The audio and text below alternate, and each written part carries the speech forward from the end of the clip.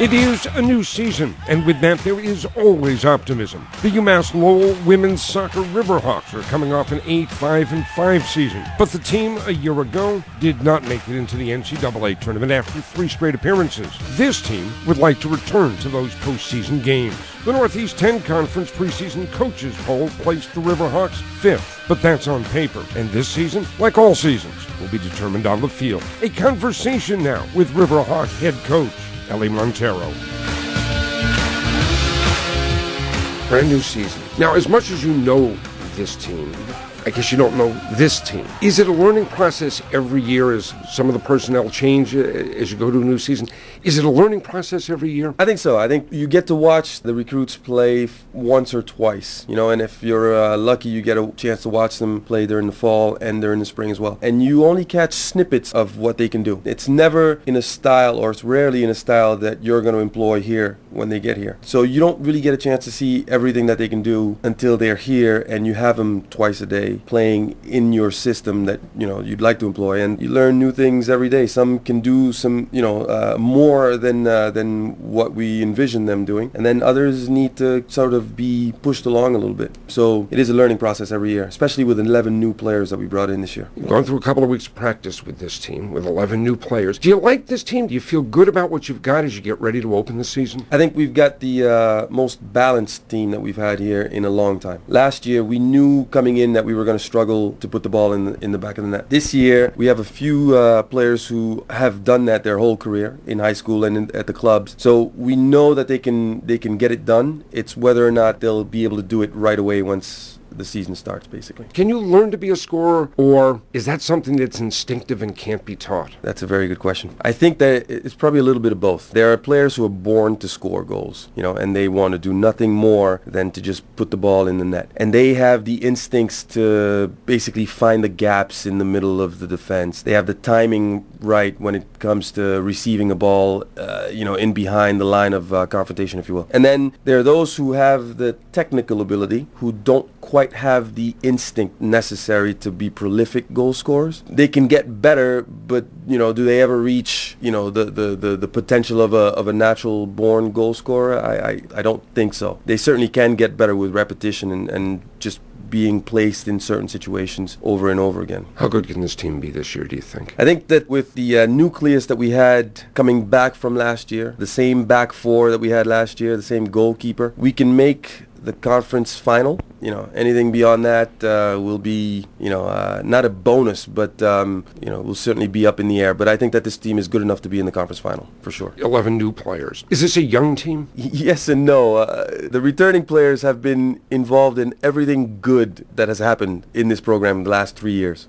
Kat, Michelle, Fitz, Jamie, they've all played a lot throughout their whole career, even as freshmen. Kelly is a forward who also has been involved heavily since she was a freshman. So I think that we have a lot of experience, but we do have a couple of key positions whose roles will be filled by freshmen. So that inexperience there is going to be a question mark, but I think that the experience is there. We had a great spring season, and I think they've come back determined to sort of carry that over to the fall. As you look at this team, how do you assess the strengths and the weaknesses? Getting into a rhythm right away will be a little bit of an issue. I know that we will defend well, and we just have to make sure that a couple of the freshmen that we are counting on to step in right away are able to catch up to speed, as soon as we hit the ground running tomorrow against Franklin Pierce. The new people especially having to learn a different style of soccer. It's a short passing game. Is it a tough style of soccer for players to learn? I think the hardest thing is learning how we want to defend and where we want to push the ball. The stuff on the attacking side of the ball, I'm asking them to sort of express themselves more than they've been allowed to do so far. Some coaches will, in high school, will have very talented players, but will bypass their midfield to get the ball up front as quick as possible. We're asking them to get involved and to demand the ball for basically everybody to touch the ball. It's not a tough style of play, but it demands everybody's attention for 90 minutes because we want everybody involved as much as we can for the entire game. What does it take to lift the program to the next level so that we're going to the NCAAs every year? And the question is, can we win the regional and go to the next step? What's it take to take the program to that next level? Yeah, I wish I could say it's just resources, but there are teams in the league here with the resources who aren't performing at that level. I think in our case, case, it really has to do with that. I think we've got to get players in here who will feel comfortable on an urban campus. That's the number one thing, which has been a huge challenge over the years, since I've been here anyway. I think that the staff certainly has the desire and the experience to get to that level. I mentioned earlier having worked at Franklin Pierce and being fortunate enough to be in 3 Final Fours and having won 2 national championships with Pierce. We've been there and I've seen sort of the level of teams that are there. Every team that competes at that level has an absolute standout player. Whether they're in goal or at the center of their defense or the prolific goal scorer. In our recruiting adventures, we haven't come across that prolific goal scorer that every team seems to have that gets to the next level. Why is it so difficult, I suppose, to score goals or to find somebody who can score goals? $1 million question. Why is it so difficult to find people that are good at it? I'm sure there are tons of pro teams who are wondering the same thing as well. If we think about it, the level of player that we're going to get will not have the amount of coaching or exposure to the highest level of youth soccer.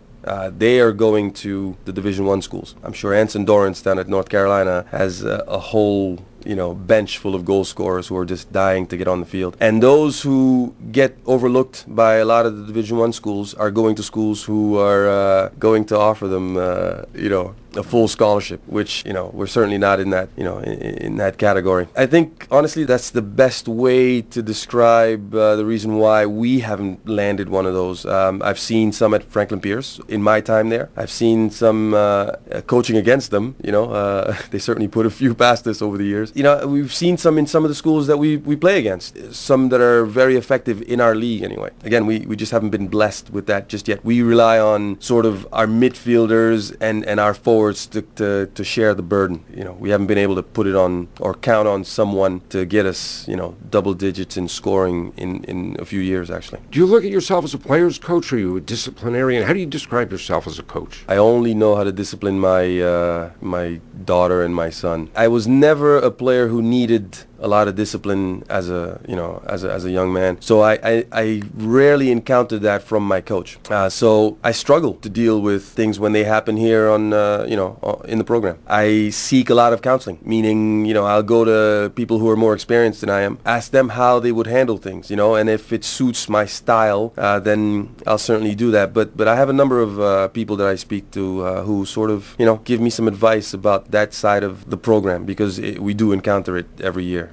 Am I a player's coach? I think that I understand what they're going through, and I certainly don't ask them to do more than they're potentially capable of. I do push them to see that they're capable of more than what they've been able to do so far. But I think I'm approachable, which is, I think, especially coaching females, that's important. As a kid, at some point you fell in love with soccer. When was it? Why? I grew up in Dakar, Senegal, and that's all that there was. We just all of my friends anyway in the neighborhood all wanted to be professional soccer players. So ever since I can remember, I've been a soccer fan, and I'm still a junkie to the day. The wife will certainly attest to that. Yeah, I want to watch as much as I can. I want to, I played a lot more than I'm playing now. The body hurts, doesn't react the same as it used to. So I don't play as often as I used to. But I'm constantly reading, talking, watching, thinking about how to make this team better.